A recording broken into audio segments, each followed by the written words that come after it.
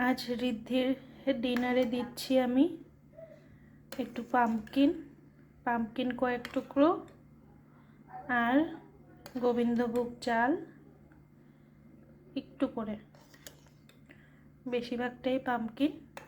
এটাকে ভালো করে বয়েল করে তারপর আমি গ্রাইন্ডারে দেইনি, আমি ছাঁকনি থাকে সেই ছাঁকনিটাতে এবারে এভাবে ম্যাশ করে করে এটাকে বের করে নিয়েছি।